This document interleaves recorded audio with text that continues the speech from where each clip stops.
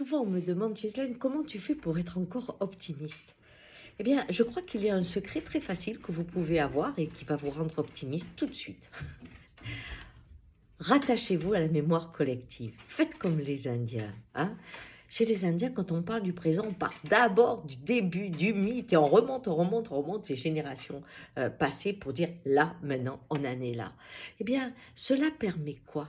De voir là où en est l'humanité et où en est son évolution et d'être émerveillé, je dis bien le mot, émerveillé par la conscience, cette évolution que nous avons faite.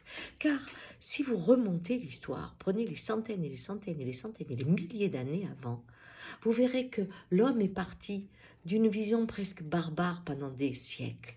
Il y en a quelques-uns qui construisent des idées, des histoires, de la poésie, qu'est-ce que vous voulez, ce que vous voulez. Quelques-uns. Et il y a la masse, la grande majorité qui sont des esclaves, avec qui ils font ce qu'ils veulent. Et remettre en cause cet ordre des choses qui était souvent appuyé par le monde religieux, eh bien, c'est un miracle.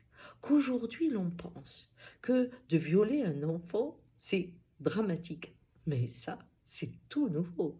Que une femme est libre comme un homme, c'est tout nouveau. Mais que chaque être qui naît soit libre, alors ça, c'est extrêmement nouveau. Vous allez me dire, mais non, c'est un acquis. Non, c'est très jeune. C'est pour ça que cette conscience de l'homme qui mériterait du respect, qui mériterait une égalité des chances, toutes ces choses-là, il faut les protéger parce qu'elles sont toutes jeunes. La liberté des femmes est toute jeune. Le respect des enfants, le fait qu'on ne les fasse pas travailler à la mine, pas partout bien sûr, c'est tout jeune. Mais cette conscience aussi vis-à-vis de l'environnement, mais pendant des centaines d'années, je sais pas, Néron, il a failli, je crois, éliminer les éléphants. Et si c'est pas lui, c'est un autre. Et faire que l'espèce disparaisse. On a détruit des forêts, on a toujours détruit. Et pour une fois, on pense à protéger.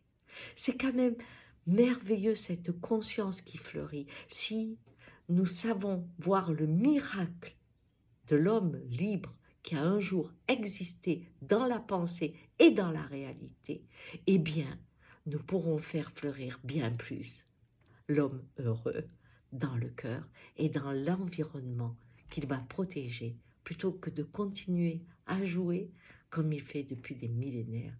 Nous sommes à une époque étonnante. Osons la faire fleurir. Voilà ce que je crois. Allez, retrouvez la mémoire collective et vous vous sentirez fier de la saison que vous représentez. Ciao.